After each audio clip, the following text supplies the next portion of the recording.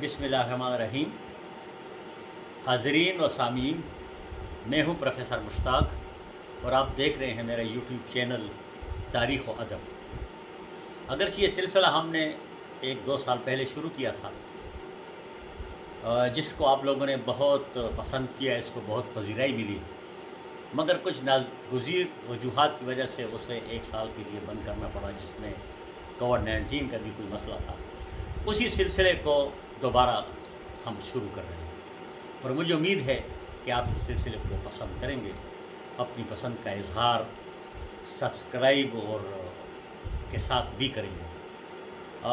آج جو میں آپ کو ایک دلچسپ کہانی سنا رہا ہوں وہ یوں ہے کہ حبیب جالب نے ایک شعر کہا تھا، تو کہ ناواقف ہے آداب غلامی سے ابھی، رقص زنجیر پہن کر بھی کیا جاتا۔ تو ایک درخت کہ جس کو پابند زنجیر کیا گیا ہے نا، عجیب بات۔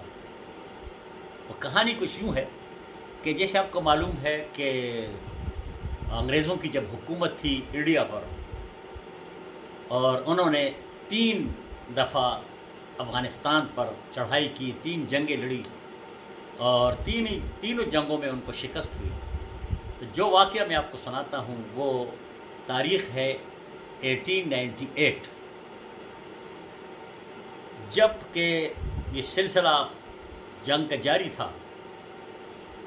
رات کے وقت ایک انگریز حاکم کہ جس کا نام جیمز کوئٹ تھا، اس نے کافی شراب پی ہوئی تھی اور اچانک فائرنگ کی آواز آئی، دور سے کہیں افغانیوں نے اٹیک کر دیا۔ گھبرایا، باہر آیا، اتفاقاً ہوا بہت تیز چل رہی تھی اور یہ نشے میں تھا، تو اس نے دیکھا کہ ایک درخت جو کہ ہل رہا ہے، اسے کچھ یوں محسوس ہوا کہ انسان تو انسان، یہ درخت بھی مجھے گرفتار کرنے کے لیے آیا۔ لہٰذا اس نے چیخنا شروع کر دیا اور سپاہیوں سے کہا کہ اس درخت کو پکڑو، اس کو گرفتار کر لو، اس کو زنجیریں پہنا دو۔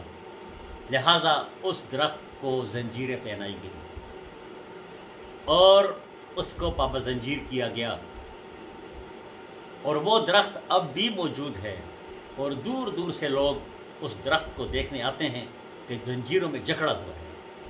میں خود بھی وہاں گیا اور اسی درخت کے نیچے میں نے تصویر بھی بنائی، وہ بھی شاید اس ویڈیو میں آپ دیکھ سکیں۔ تو کتنی عجیب بات ہے، تاریخ کا کتنا دلچسپ واقعہ ہے۔ ایسے ہی دلچسپ واقعات میں آپ کو سناؤں گا۔ اقبال کہتے ہیں کہ فطرت کے مقاصد کی کرتا ہے نگہبانی، یا بندہ صحرائی یا مرد کوہستانی۔